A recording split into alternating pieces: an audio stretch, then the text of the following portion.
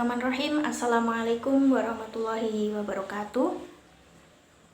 Innal hamdalillah nahmadu wa nasta'inu wa nastaghfiruh wa na'udzubillahi min syururi anfusina wa min sayyiati a'malina may yahdihillahu fala mudhillalah wa may yudlilhu fala hadiyalah. Asyhadu an la ilaha illallah wa asyhadu anna Muhammadan abduhu wa rasuluh la nabiyya ba'dah. Amma ba'du.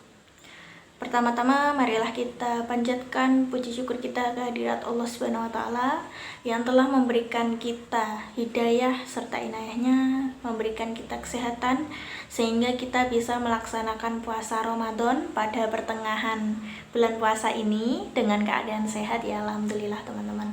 Kemudian yang kedua, tak lupa sholawat serta salam kita junjungan kepada Nabi besar kita, Nabi Muhammad SAW, yang telah membawa umatnya dari zaman jahiliyah menuju zaman yang terang benderang seperti sekarang ini.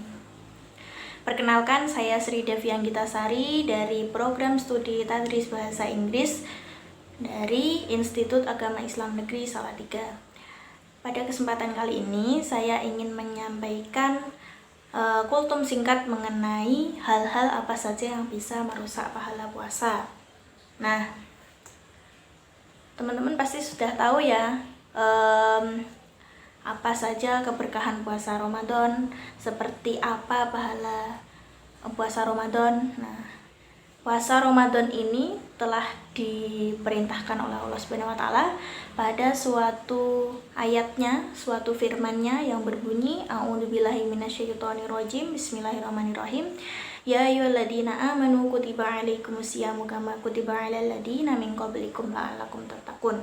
Yang artinya, wahai orang-orang yang beriman, diwajibkan atas kamu berpuasa sebagaimana kaum sebelum kamu agar kamu bertakwa. Nah, kita tahu bahwa puasa ini memiliki suatu hal yang sangat-sangat sekali berguna ya teman-teman, bagi kita semua.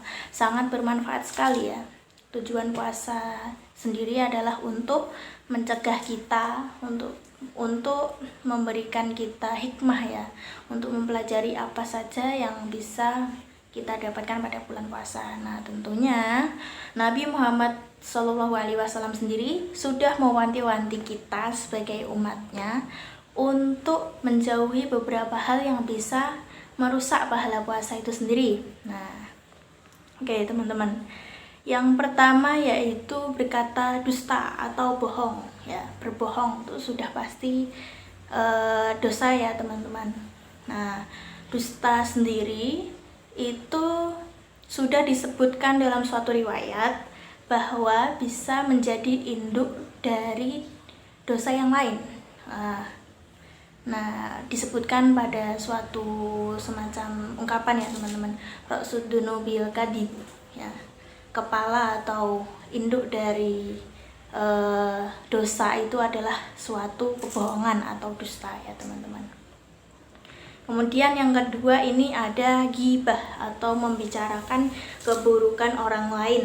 Nah, walaupun ghibah ini tidak termasuk dusta, tapi tetap saja ya teman-teman ini tidak diperbolehkan karena akan merusak pahala puasa itu sendiri teman-teman.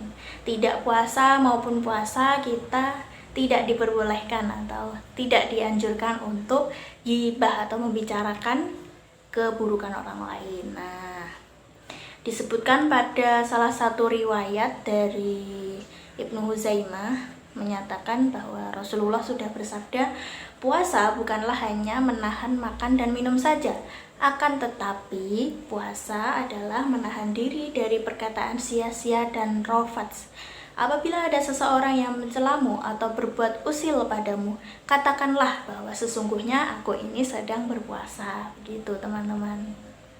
Nah, pembicaraan yang dilakukan oleh antara dua orang atau lebih yang membicarakan tentang aib atau keburukan orang lain, baik itu secara fisik, keturunan, akhlak, ataupun tingkah laku, sampai urusan agama ataupun yang didakwahkan itu harus kita usahakan jangan sampai mendekati yang namanya itu ghibah atau membicarakan keburukan orang lain.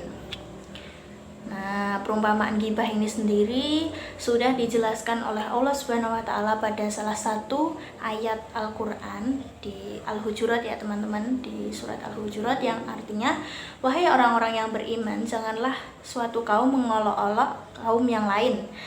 Nah, boleh jadi yang diolok-olok ini lebih baik dari mereka yang mengolok-olok. Dan jangan juga perempuan-perempuan mengolok-olok perempuan yang lain, karena sesungguhnya yang diolok-olok bisa saja lebih baik dari yang mengolok-olok, begitu teman-teman. Nah, yang ketiga ini ada yang namanya adu domba atau fitnah. Nah, akar dari perbuatan adu domba dan fitnah ini sendiri adalah kebencian, teman-teman. Nah, yang namanya manusia itu wajar saja ada suatu kebencian atau apa, tapi kita bisa mengusahakan untuk mengaturnya ya teman-teman. Jangan sampai kebencian kita terhadap seseorang atau ketidaksukaan kita terhadap seseorang itu menimbulkan kebinasaan kepada diri kita sendiri. Jangan sampai. Yang ketiga ini ada bersumpah palsu. Nah, apa ini bersumpah palsu? Merusak pahala ini teman-teman. Bersumpah palsu. Larangan bersumpah palsu ini sudah dijelaskan oleh Allah Subhanahu wa taala dalam surat Al-Imran ayat 77, yang artinya, sesungguhnya orang-orang yang menukar janjinya dengan Allah dan sumpah-sumpah mereka dengan harga yang sedikit, mereka itu tidak akan mendapatkan bagian atau pahala di akhirat. Dan Allah Subhanahu wa taala tidak akan berkata-kata dengan mereka dan tidak akan melihat kepada mereka pada hari kiamat, dan tidak akan pula mensucikan mereka, dan bagi mereka azab yang pedih. Naudzubillahi min dzalik. Jangan sampai kita tergabung dalam golongan tersebut ya teman-teman. Yang keempat ini ada menjaga pandangan atau menundukkan pandangan, bisa disebut juga dengan qadul basor.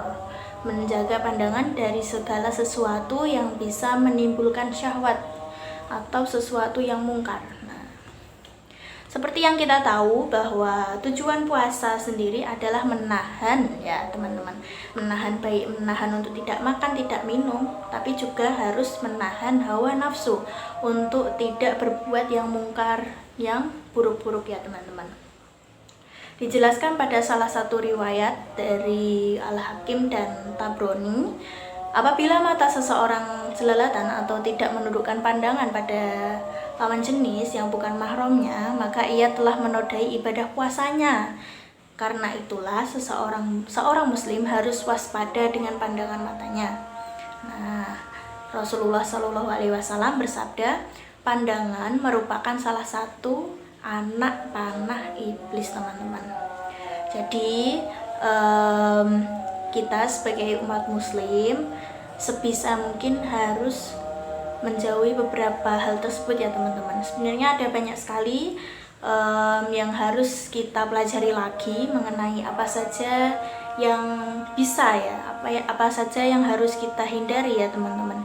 Jangan sampai hal-hal yang tidak kita ketahui justru akan merusak pahala puasa kita. Kan nanggung banget ya teman-teman, sayang banget gitu, udah puasa seharian, nahan lapar, nahan haus, ternyata pahala puasanya terkurang banyak teman-teman. Jangan sampai ya. Nah, itu saja yang bisa saya sampaikan. Mohon maaf apabila ada kekeliruan. Terima kasih. Wassalamualaikum warahmatullahi wabarakatuh.